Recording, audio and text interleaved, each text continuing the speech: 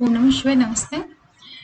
आज मैं आप लोगों से मून प्लेनेट के बारे में बात करना चाह रही हूँ, क्योंकि मून का बहुत गहरा संबंध होता है किसी भी व्यक्ति के जीवन में। मून बहुत ही सेंसिटिव प्लेनेट है, बहुत सॉफ्ट, बहुत डेलिकेट प्लेनेट है।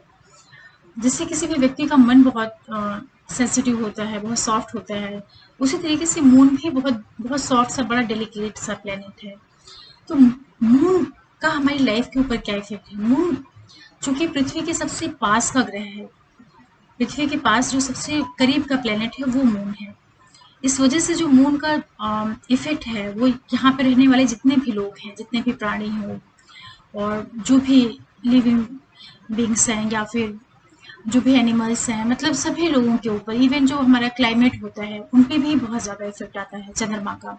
इसीलिए जब ये हमारा जब ये पूर्णमासी आती है और अमावस्या आती है, तो जो हमारे आपने ज्वार भाटे वगैरह देखा है कि किस तरीके से मून जो है अपना असर डालता है, और इतना गहरा समुद्र होता है, उसमें भी इतनी ऊंची ऊंची लहरें उठने लगती हैं। तो इसका क्या संबंध है?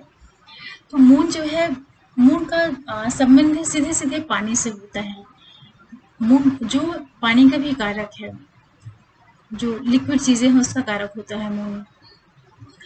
तो मैं आपको आज एक आपको ऐसा क्लू बताना चाह रही हूँ जो सभी के लिए बहुत ही जरूरी है उसको जानना। आपने नोटिस किया होगा कि जब पूरा अपना एक महीना होता है, तो एक महीना हमारा 28 दिन से लेकर के 30 दिन का होता है। तिथियों के हिसाब से तो देखिए 28 से लेकर के 29 दिन है। अगर आप हिंदी महीने इंग्लिश महीने से भी अगर आप लेते हैं तो 30 दिन 31 दिन का हमारा एक महीना होता है। तो आपने उसमें ध्यान दिया होगा कि इस पूरे 30 दिन के समय में एक टाइम ऐसा आता है जब आदमी बिना वजह का परेशान होता है, चिंतित होता है, उसको एक अनावश्यक भय लगता है, उसके अंदर एक सुसाइडल टेंडेंसी पैदा होती है, डिप्रेशन की भावना आती है। तो ऐसा क्यों होता है? उस समय पे हमें क्या करना चाहिए? देखिए, ये बहुत ही लंबा सब्जेक्ट है, लेकिन मैं इसको बहुत शॉर्ट में बताना चाह रही हूँ अभी। और मेरी ये रिक्वेस्ट है आप लोगों से कि प्लीज़ आप इसको बहुत सीरियसली लीजिएगा। जब भी आपको अपने मन में ऐसा लगता है किसी भी महीने में, और ये ऐसा लगता ही लगता है, मतलब सभी के साथ ही एक्सपीरियंस होता है, किसी भी महीने में जब आपको बेवजह एक चिड़चिड़ाहट, गुस्सा, एंजाइटी और एक डर सा मन में आता है, निराशा की भावना आती है, तो आप ठीक उसी समय पे ये सोचा करिए कि ये टाइम जो मेरा है, इसको ये टाइम मेरा निकल जाएगा, ये टाइम हमारा गुजर जाएगा, और उसके बाद फिर आप एकदम नॉर्मल मूड में आ जाएंगे। आप समझ रहे हैं? मैं ऐसा इसलिए बता रही हूँ कि जो आपका ये पीरियड आता है महीने में, कम से कम आप मिनिमम ये 2 बार तो आएगा ही आएगा। एक तो पूर्णमासी के टाइम पे आता है और एक बार अमावस्या के टाइम पे आने की संभावना रहती है। उसके बाद हर एक व्यक्ति की जो पत्रिका होती है, वहाँ पे चंद्रमा की स्थिति क्या है। अगर मान लो चंद्रमा किसी के 6-8-12 में बैठा हुआ है, तो ऐसे जातक का मन भी बहुत जल्दी उखड़ जाता है, बहुत जल्दी अपसेट हो जाता है, बहुत जल्दी वो, मतलब बहुत जल्दी वो डर जाता है, कोई भी चीज़ को डिसीजन नहीं ले पाता है, क्योंकि मून जो है बहुत ही नेगेटिव हाउसेज में जाके एक तरह से बैठा होता है। तो देखिए, होता क्या है कि जब भी हमारा चंद्रमा 28 दिन में पूरे 12 राशियों का चक्कर लगा लेता है। ये बहुत ज़्यादा फास्ट मूविंग प्लेनेट है, ये बहुत तेज़ी से चलता है, इसकी जो स्पीड है वो बहुत तेज़ है।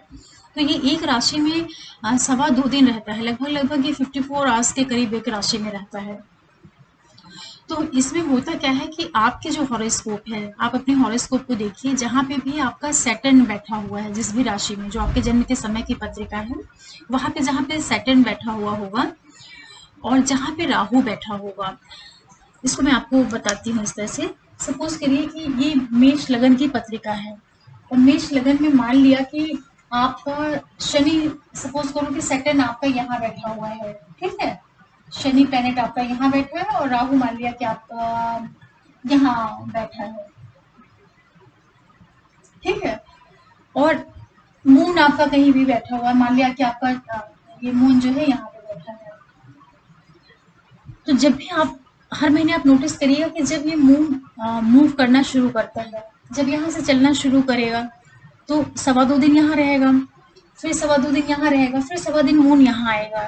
तो जब ये 2.25 दिन का टाइम पीरियड यहाँ पे आता है, मतलब कि 54 घंटे के करीब का जो समय, जब चंद्रमा इस भाव में आएगा राहु के ऊपर से, कहने का मतलब ये है कि जो आपकी पत्रिका में जहाँ पे राहु जिस राशि में बैठा हुआ है, और ये चंद्रमा जो आपका जो प्रेजेंट ट्रांजिट का चंद्रमा है, जो वर्तमान गोचर का जो चंद्रमा है मूव करते हुए, आपके आपकी जन्मकालीन पत्रिका में जिस राशि में राहु बैठा हुआ है, जब उसके ऊपर से गुजरेगा, उसके ऊपर से ट्रांजिट करेगा, तो उस समय आपके मन में बहुत ज्यादा डर, भय, मतलब चिंता, एक घबराहट, एक एंजाइटी, मतलब वो पीरियड बहुत ही पेनफुल पीरियड होता है।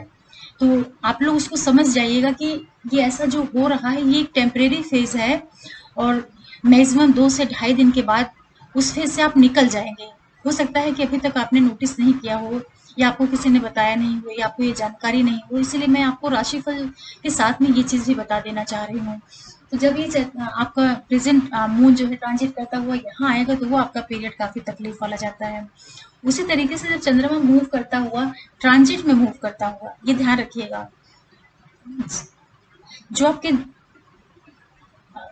जन्म के समय की पत्रिका है, वहां पे जहां आपका राहु और शनि है, उससे मैच कराना है। इसी तरीके से जब आपका चंद्रमा मूव करते हुए आपके जन्म के समय जो शनि बैठा है जिस राशि में, उस राशि के ऊपर से जब चंद्रमा गुजरेगा, तब वापस फिर आप उसी तरीके से आपको अनावश्यक डर, भय और तकलीफ, एंजाइटी, ये सारी चीजें वहां पे आना शुरू हो जाएंगी, क्योंकि उस समय पे मून जो है सैटर्न के ऊपर से गुजर रहा है, और जब मून सैटर्न के ऊपर से गुजरता है तो चंद्रमा और शनि की आपस में बनती नहीं है। इसी तरीके से चंद्रमा और राहु का जो है आपस में विरोधाभास है। तो चंद्रमा इन लोगों के साथ में कंफर्टेबल नहीं रहता है, शनि के साथ में, राहु के साथ में।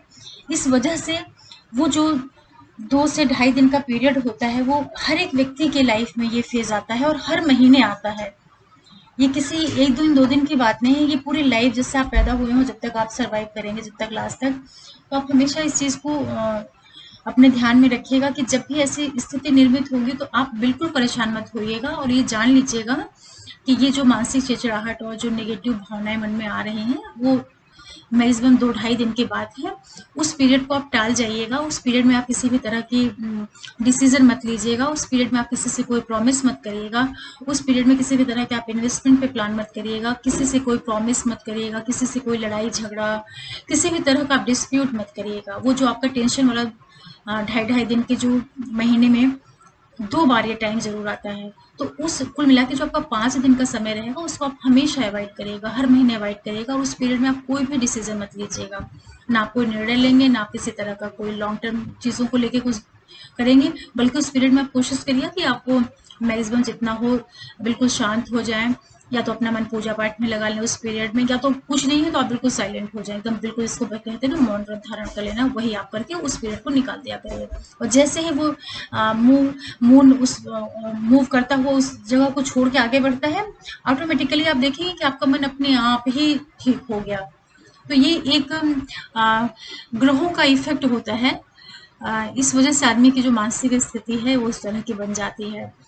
और इसलिए मैंने आपको ये चंद्रमा का जो बहुत छोटा सा, बहुत है तो बड़ी सिंपल सी चीज, लेकिन इसमें जल्दी कोई ध्यान नहीं देता है।